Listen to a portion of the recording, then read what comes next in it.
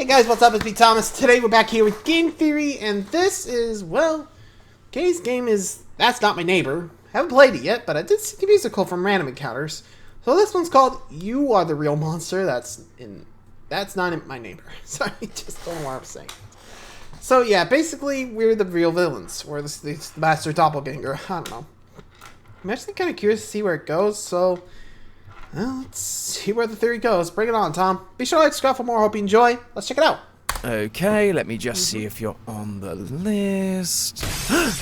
Hello? Uh-oh. Let me in.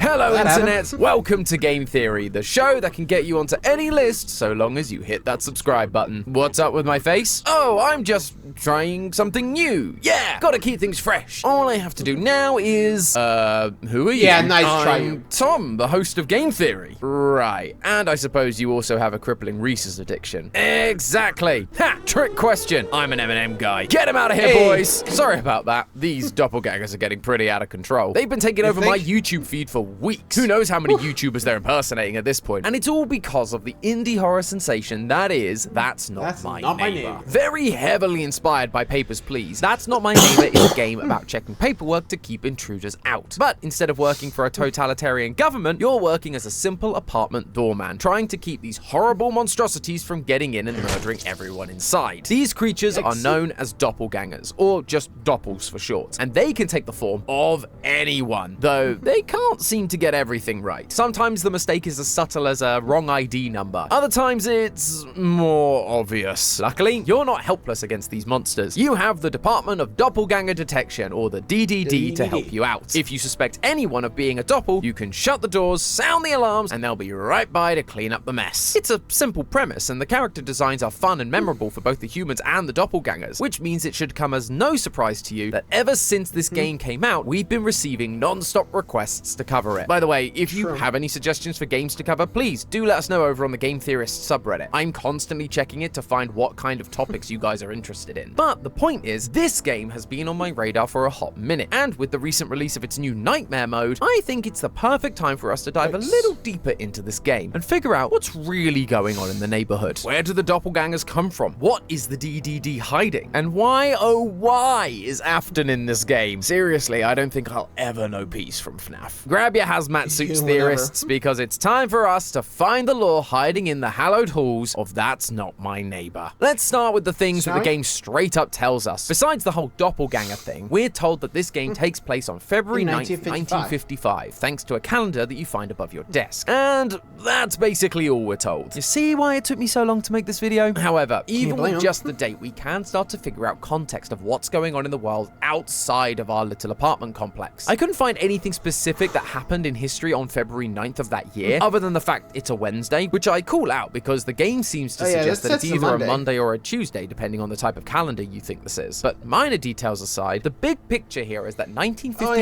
was the height of the Second Red Scare, the second wave of political propaganda about the risk of communism infiltrating the United States. This was especially true in 1955 because just 1 year earlier, the Soviet Union State Security Agency, otherwise known as the KGB, was formed, and espionage was a big part of their remit. That's one of the reasons why travel restrictions were instituted throughout various parts of the US to Soviet nationals from as early as, you guessed it, 1955. If you provided enough ID and paperwork to prove you were a US citizen, you'd be allowed to enter with no issue. However, if you were a Soviet, no dice. Sound familiar, right? So, am I just saying that this is more Cold War style propaganda and that the doppels are just Soviet spies that are here to ruin our way of life? No, of course not. What I am saying is that there are clear parallels between the two, and so we can take a look at some other parts of Cold War history to help build a better picture of what's going on here. For example, the latest update for the game is known as Nightmare Mode, and in it, we are essentially living through a nightmare-like version of the game. All our usual neighbors are replaced with monsters and otherworldly beings. However, from the opening cutscene, we can see that there is more to this than just having a nightmare. It tells us that the DDD know exactly what these nightmares are, and that we should go and see a psychologist because they are trained to help us deal with them. them. But we're never told how these sessions are supposed to help. And this is where our Cold War history comes into play. This scenario is identical to a technique that was used during the Cold War for soldiers who were traumatized by World War II. Military psychiatrists found that if they induced sleep using specific drugs in traumatized soldiers, they could either get them to essentially sleep off the trauma by putting them into a deep continuous sleep and then they'd wake up calm and restored, or they could induce what they called twilight sleep. Specifically, by using drugs like sodium amytal or sodium pentothal, the soldiers would get sleepy, and as they did, they'd begin to speak openly about their trauma. This gave the therapists insight into what happened to them and allowed those therapists to then push the patients into reliving that trauma as if it were happening right now, which would lead to a cathartic release of repressed emotions and allow the patient to move on from their trauma and readjust to civilian life. That is what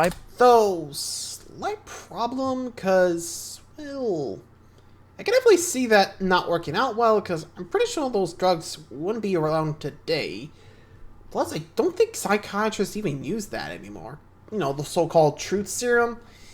Yeah, I don't think that's going to work out well, because there's no real truth serum, you know? Could be just, you know, something we're rambling.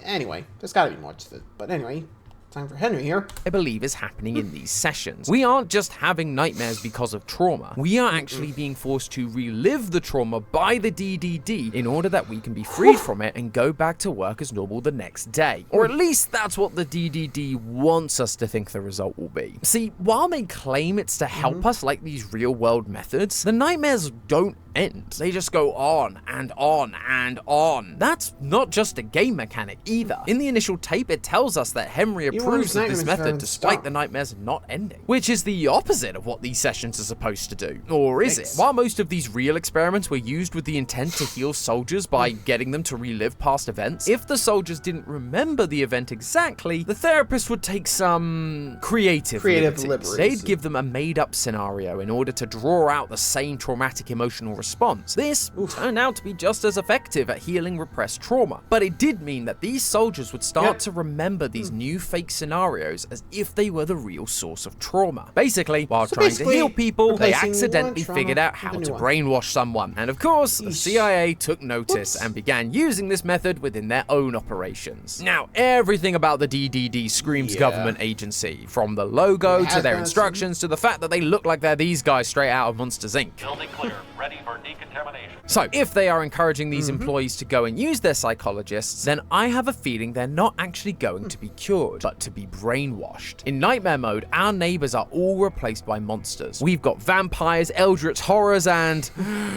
you. But here's the thing, in reality, our neighbors aren't monsters. They're just people. It's the doppels that are the monsters, and yet in this mode, everyone appears to be a monster. That doesn't seem like we're reliving trauma that we've seen, but instead a fabricated reality where our perception is being twisted into something else. By brainwashing us to believe everyone is a monster, we're more likely to press the big red button on our neighbors because we see everyone as a threat, and we aren't willing to risk it. But that's not what the DDD wants, right? They want to catch the doppelgangers, not your neighbors. At the beginning of the game, Henry gets called out for not being excellent at his job despite surviving. To survive, he can't let any of the doppels into the building, but to not be excellent, you also have to detain your neighbors as well as the doppels. Why would they shame him for that if they want the neighbors detained? I must just be paranoid, right? Ooh, look over here, Tom's on another one of his characters are lying to us trends. But honestly, it is games like this that are the reason I have trust issues. Because look at what happens when you finish the game. You get given your scores, which at first seem pretty normal, but notice the specific wording. Doppels captured and neighbors killed. Two different things are happening when you call the DDD on a suspected doppel. Despite being told they're evil and scary, if we call them on a doppel, they're captured. But if they're actually human, they aren't released. They aren't sent back home, they're killed off. It actually reminds me a lot of another piece of 1950s media, Invasion of the Body Snatchers, a sci-fi horror film that originally came out in